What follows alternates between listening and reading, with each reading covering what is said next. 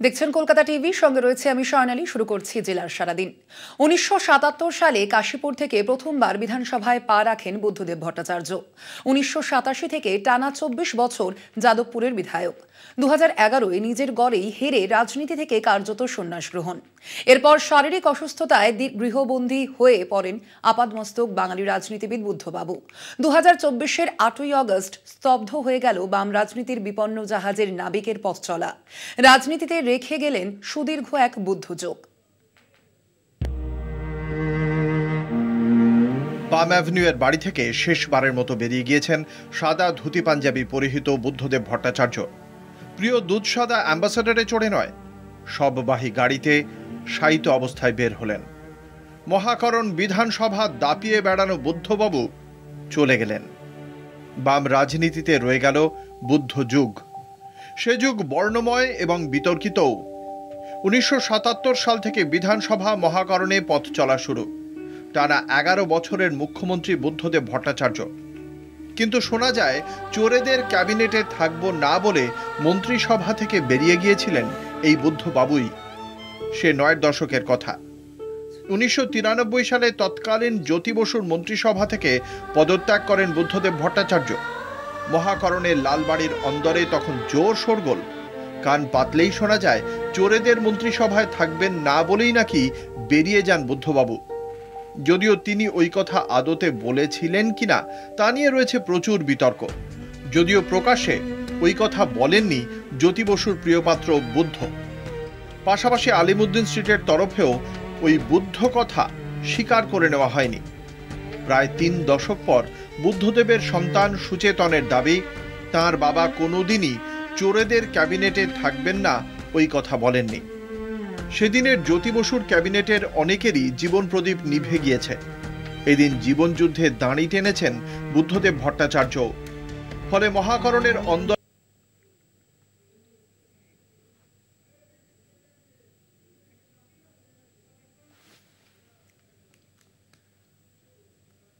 বাংলার রাজনীতির অন্দরে তিনি পরিচিত ছিলেন বুদ্ধদেব ভট্টাচার্য বা বুদ্ধবাবু হিসেবে।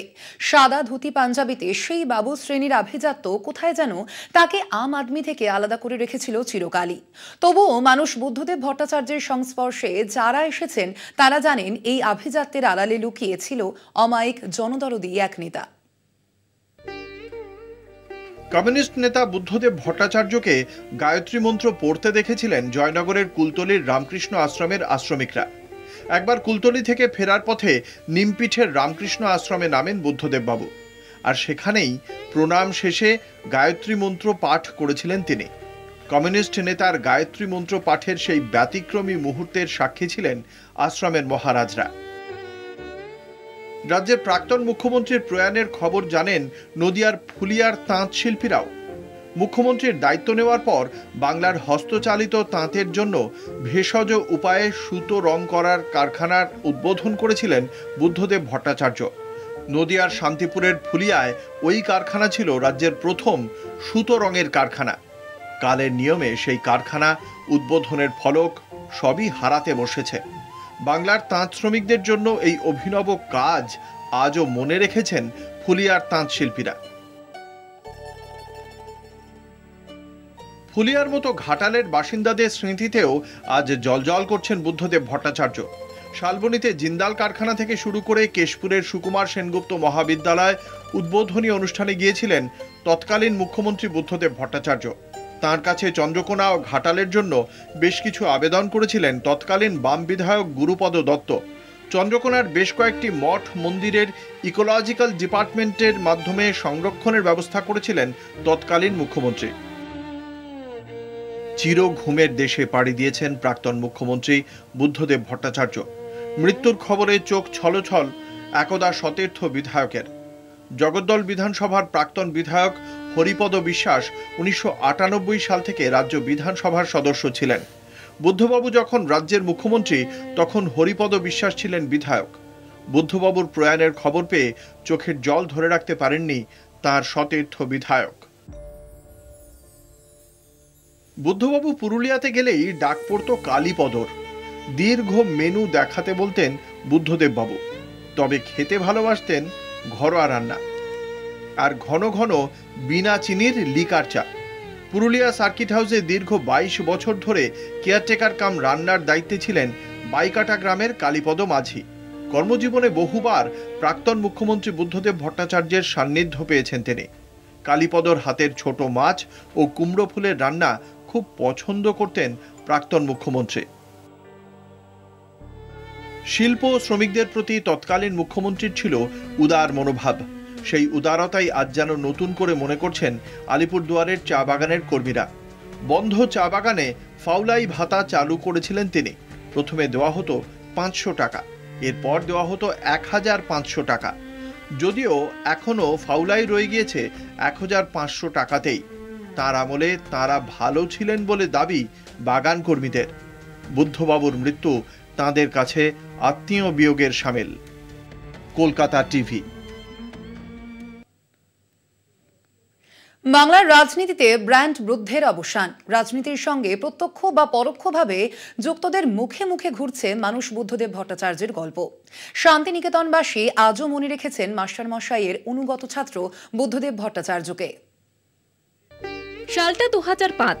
শান্তিনিকেতনের রতনপল্লীর বাসিন্দা অধ্যাপক ভবতোষ দত্তের বাড়িতে চুরি হয়।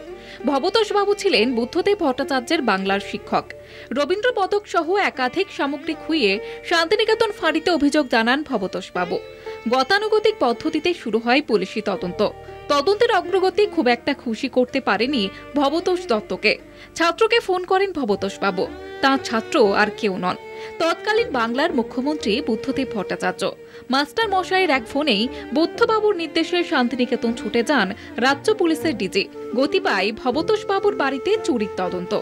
সেই সময় ভবতোষদার বাড়িতে চুরি এবং ভবতোষদার বাড়ির চুরিকে কেন্দ্র করে স্বয়ং মুখ্যমন্ত্রীর এই হস্তক্ষেপ আমার কাছে আজও দৃষ্টান্ত স্বরূপ বলে মনে হয়। আমি শ্রদ্ধা জানাই এই রকম একজন ছাত্রকে, এই রকম একজন নিষ্ঠাপরায়ণ, শিক্ষকের প্রতি দায়িত্বশীল, কর্তব্যশীল এবং শ্রদ্ধাশীল ব্যক্তিকে।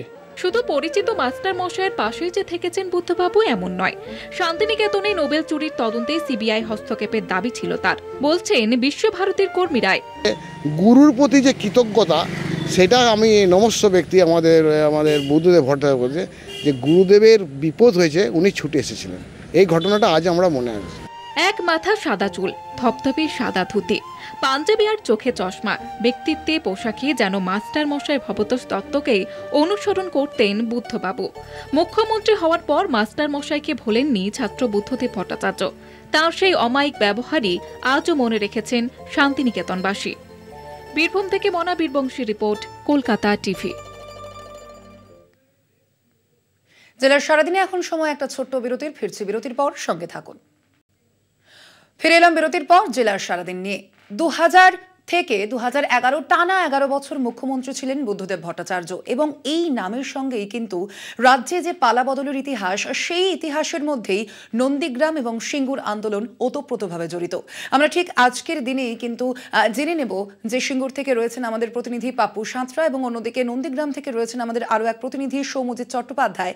আজকের এই দিনে তারা কিভাবে, সেখানকার মানুষ কিভাবে মনে করছেন বুদ্ধদেব ভট্টাচার্যকে। আমি প্রথমেই আসবো, সিঙ্গুর থেকে রয়েছেন আমাদের প্রতিনিধি পাপ্পু সাঁতরা। পাপ্পু, তোমার কাছে।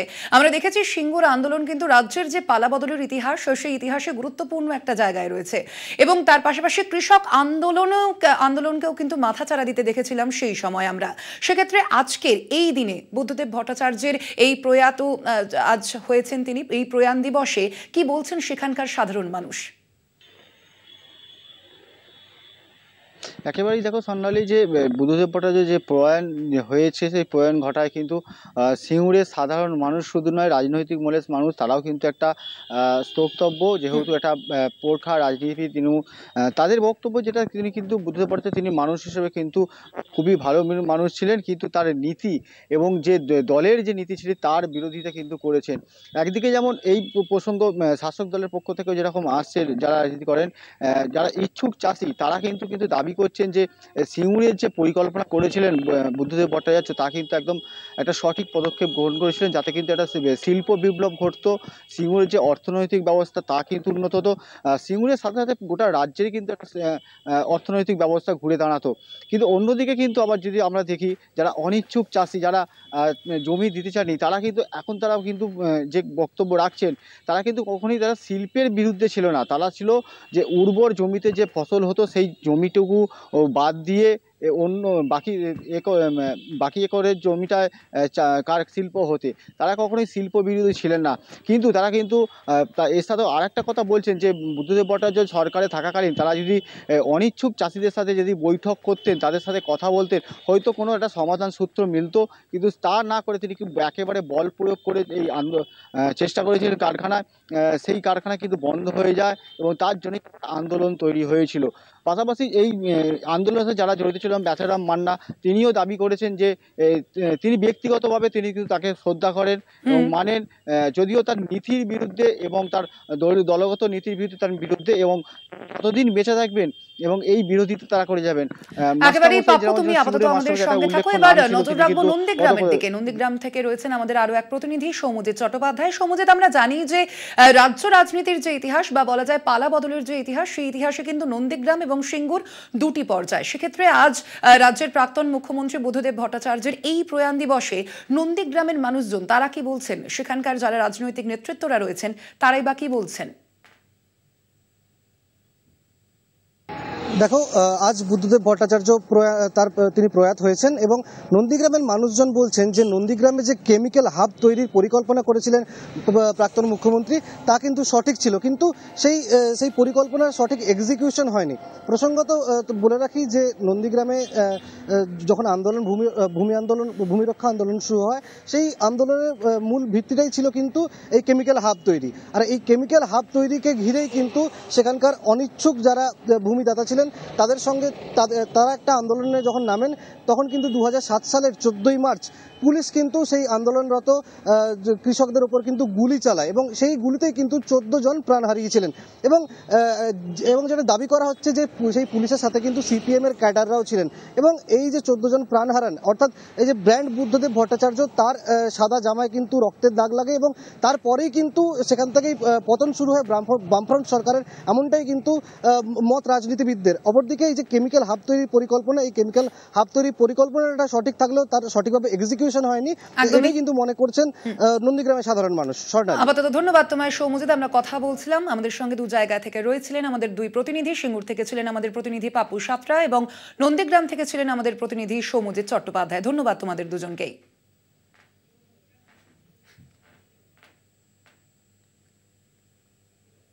জেলার সারাদিন আজ এ পর্যন্তই। দেখতে থাকুন কলকাতা টিভি, রাত দিন 7 দিন।